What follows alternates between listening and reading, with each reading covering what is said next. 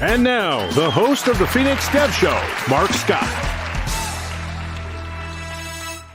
Right. Hello, everybody. I am your host, Mark Scott, also known as PhxDev, and this is the PhxDev Show. It's just me today. It's a little weird. It's kind of intimidating, I'm not going to lie, to just kind of have it all to yourself, right? It's different. But today we're going to talk about deep versus wide in the ServiceNow platform, which I think is very cool.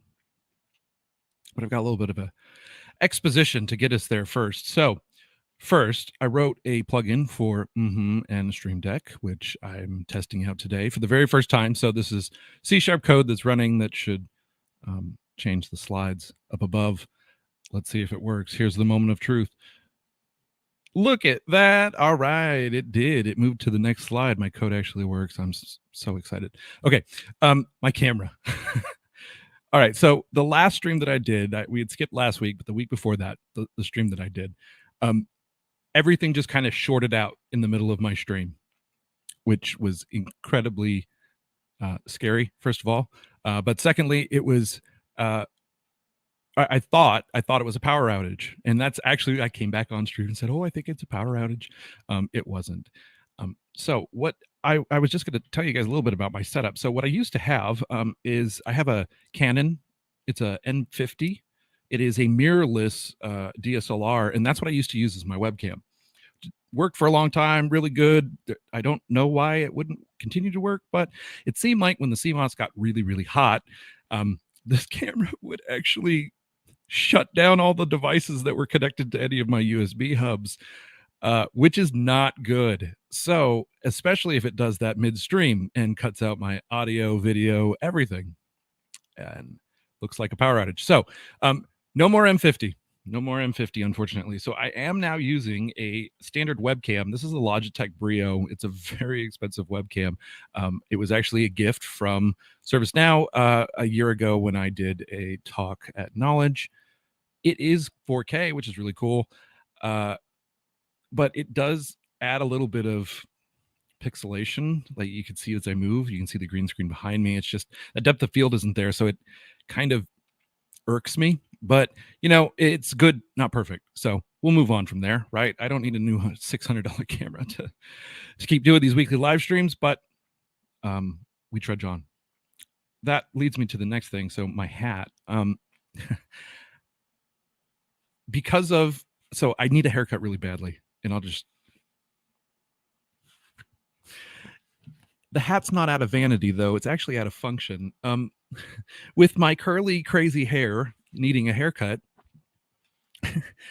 and the webcam not working properly, it makes a lot of green pixelation around my curls, and I just can't stand it. So I've been wearing this hat, and it's been an interesting kind of experiment because I told my kids after like the first meeting that I took in the hat with my headphones on, right, that I finally understood why they always wear hoodies and have headphones in, because it's like I was zeroed in.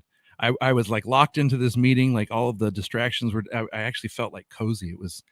It was pretty cool. So I learned very quickly that I kind of actually enjoy the hat. I don't know if it's going to stay, but we'll see.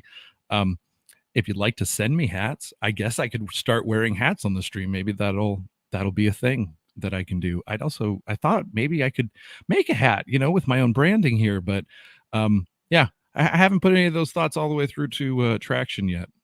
We'll see. Hey, Phil, go deep. Yeah, we will. And Phil is also another person that suffers from the curly hair. I wonder if Phil, if you've had this problem with the green screen before, but I don't think you use a green screen. So yeah, interesting problems when you're trying to make content, you know, the things that you do. All right, let's move on. Schedule. Okay, so I wanted to start promoting the streams before I actually have them. I am putting in the time to make sure that there is content and ready to go. So next week, what I'd like to talk about is commenting code. The week after that is a bit of a surprise. And then on the 24th, I'm really, really excited for the 24th because I'm actually going to have somebody on the stream that doesn't know ServiceNow, never is not in the ecosystem, and was actually closely tied to my career. That's all I'm going to go into right now because it's going to be a lot of fun when we reveal that. But he's going to talk about exiting development and his career after he became a software engineer, which I think is going to be pretty cool. Interesting topic, at least. I haven't seen anybody talk about that. And then because I'm completely out of ideas for things to talk about, not really, but I'm just getting lazy. I thought that on the first, what we could do is we'll do an all Q&A session. So I'm going to start sharing this on social media and make sure that people show up, because an all Q&A session with just me talking is going to be very lonely. So if you're out there, if you're interested in this session, I'm going to schedule this one way out in advance. Please sign up in LinkedIn. Please, retweet, share it. YouTube, obviously, share, or hit the subscribe button so you get the notifications when I'm going live, because I'm like super excited about that one. That one will be a fun one. All right, moving on. Let's talk about what it means to go deep and what it means to go wide in the ServiceNow platform. Now, first of all, I'm going to open up the room just in case people want to come in. By all means, you're more than welcome to while I get started here. But what that means is you can come on stream. You can talk about this subject. If you want to derail us, you're more than welcome to do that as well. But, we'd like to talk about going deep and going wide. Please use headphones if you can. Do not use your out loud speakers, because it does have some feedback, which is unfortunate, and we'll have to keep you muted for most of the time. And I say it's just me again. So yeah, absolutely. Jump on in, come on stream. Let me know what you're thinking about, and if you've got questions. So first of all, let's define going deep versus going wide in the ServiceNow platform. So if you've been in the ecosystem of ServiceNow for more than about a day, you've noticed there's a trend. We tend to have a lot of different plugins and a lot of different pieces of the platform. It's expansive. It's very expansive. We talked about, at Knowledge, there was tracks on HR, there's tracks on customer service management, there's project management, there's DevOps processes, there's automation, there's all sorts of stuff that goes into ServiceNow. There's no way I could name it all, because there's no way I could memorize all of it in any amount of time, because it's always growing. So you as an engineer, be it an administrator, a developer, even a BSA or a project manager, right? You tend to probably feel a little outgunned because there's so much to do. Do you pick one? Do you pick one module and learn that one and know it inside and out? Become an expert, a subject matter expert in that module, and help your team in that way? Or do you touch on that module, learn as much as you can in a small amount of time, and move on to another module? And in that way, you kind of gain more experience with different types of modules. So that's deep versus wide, right? Do I go deep into a module and learn everything I possibly can about it? Or do I try to learn a little bit about every single module all the way across and then have this wide expanse of knowledge? So that's really the delineation when we're talking about this. And you'll hear a lot of people talk about this. Like Rob Fedoruk actually talks about this quite a bit, and does a great job on his YouTube videos and his series that he does of explaining this. Now, I'm a subscriber of one of these methods, but mine, I would say, is a little bit less traditional than most people. So I chose, instead of going deep or wide, I really kind of went deep into the platform, which meant that I kind of had a wide knowledge of all the little bits of the module. So kind of a master of none. I argue that if you learn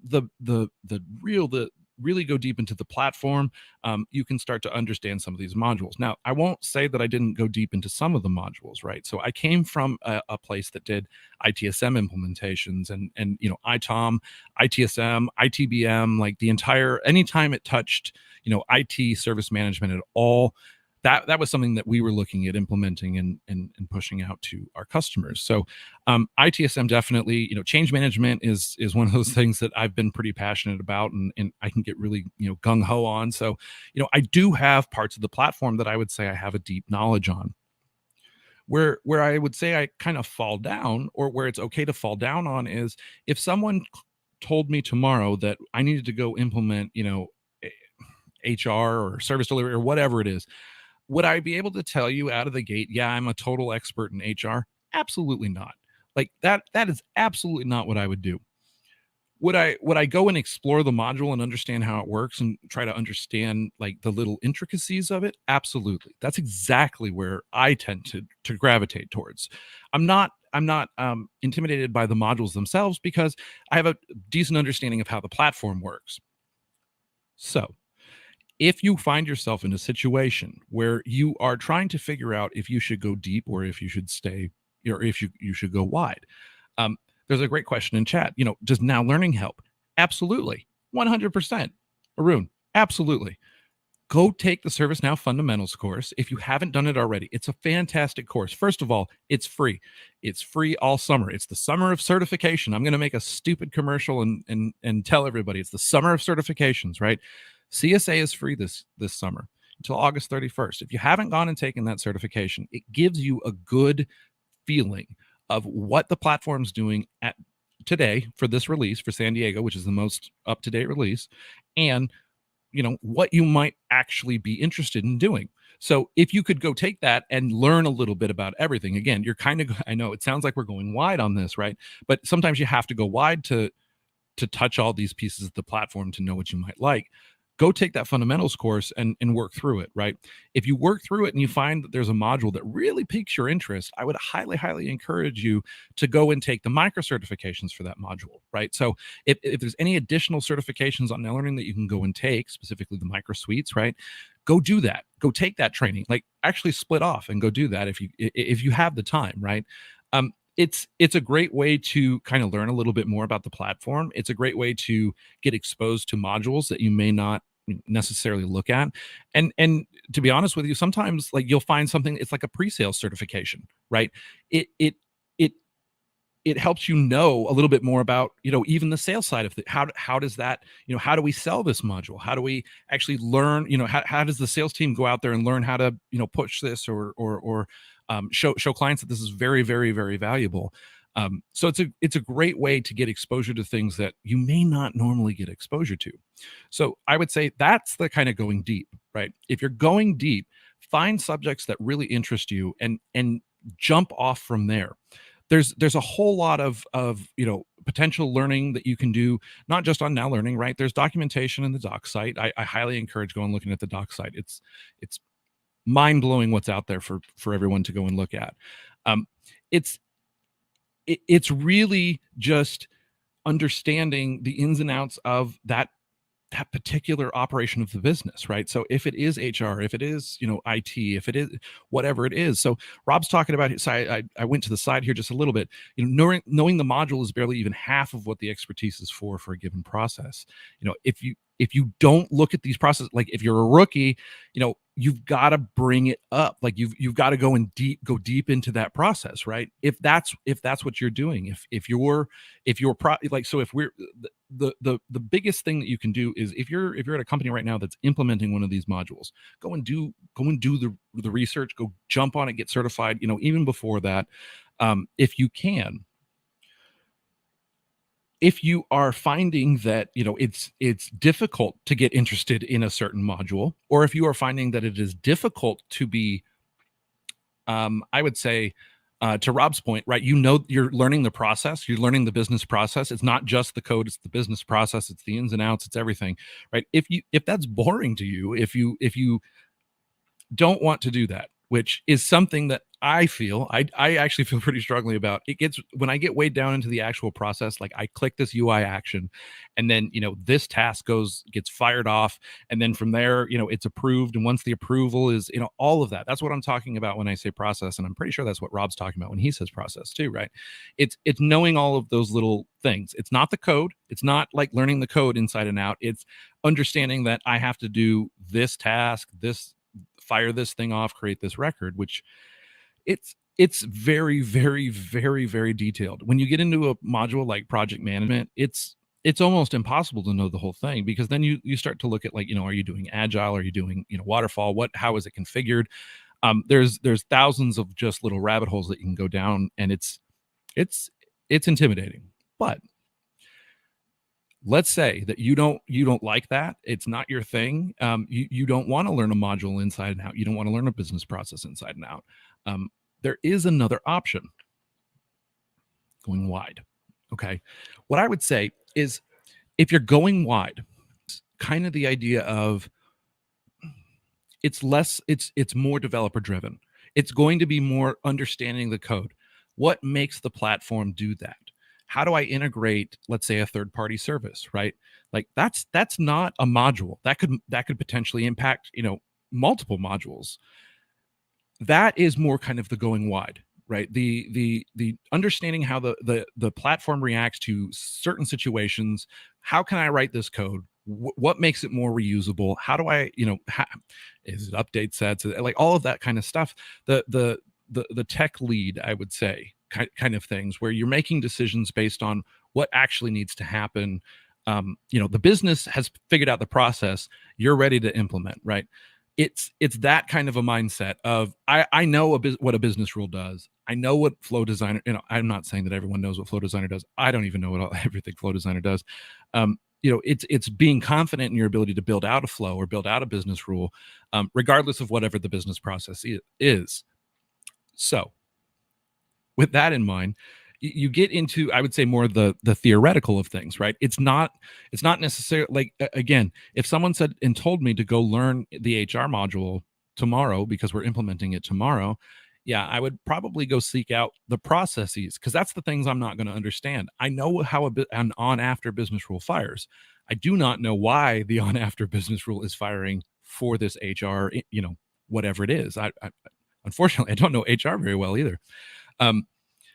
So it's a give and take, right? Of, do you want to learn?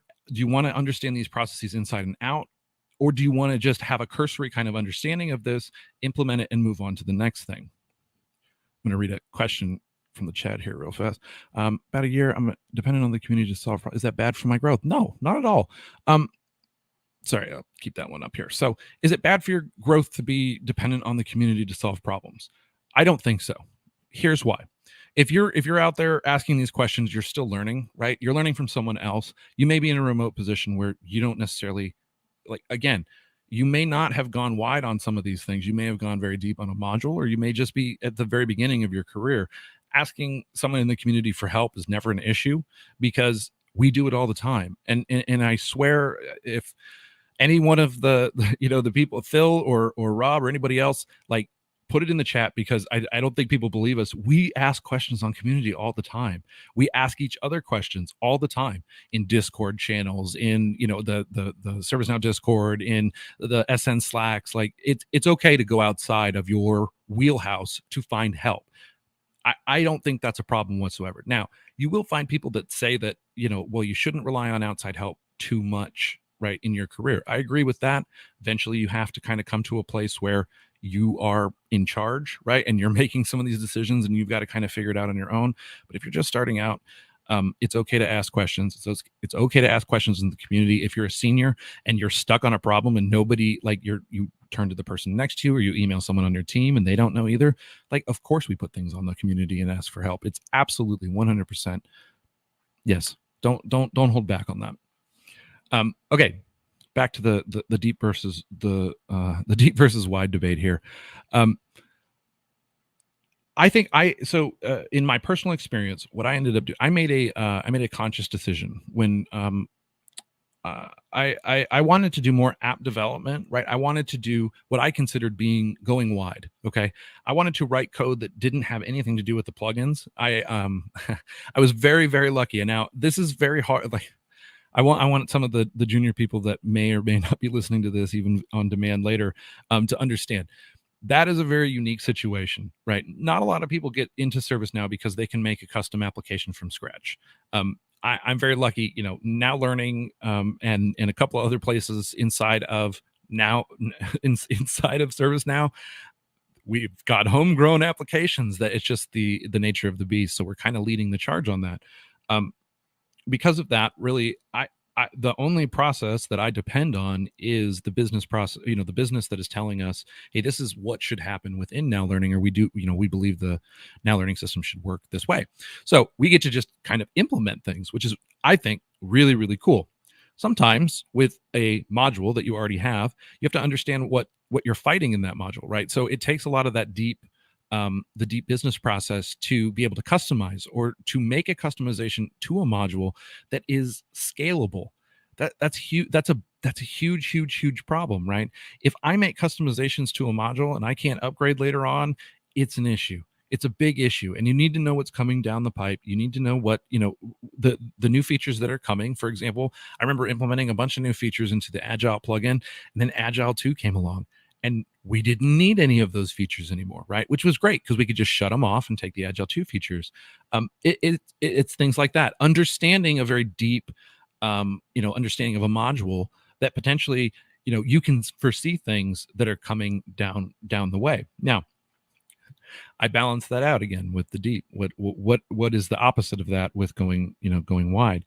Um, we tend, when we're going wide, we when you go wide and you're blazing a new path, and there's not a lot of people that have done this before you, you're out on your own, right? So there's to the question in chat about relying on the community.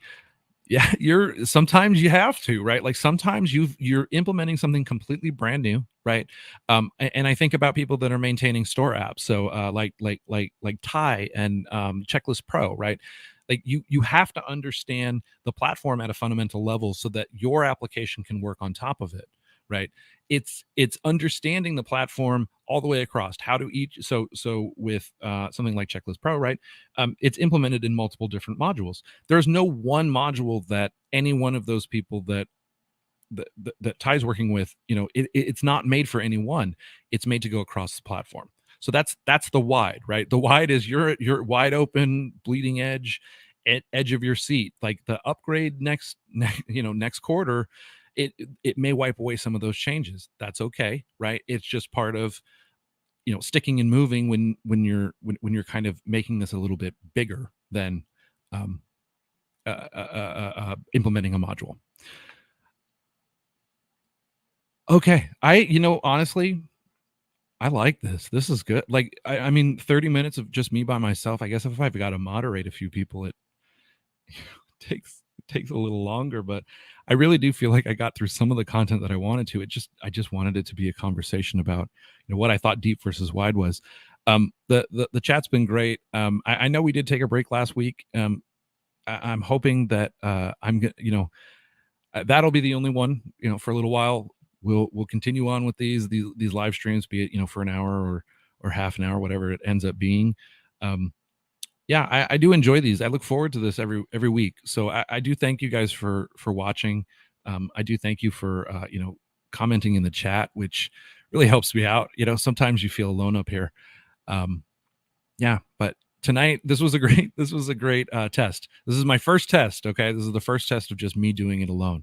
So I think if I'm going to do it alone, it's going to be 30 minutes. If I bring somebody with me, we can stretch it to an hour. But I'm pretty happy with this. I hope you guys enjoyed it. Thank you so much. I'll talk to you guys next week. I'll see you on social. Make sure if you're watching on YouTube on demand, like and subscribe.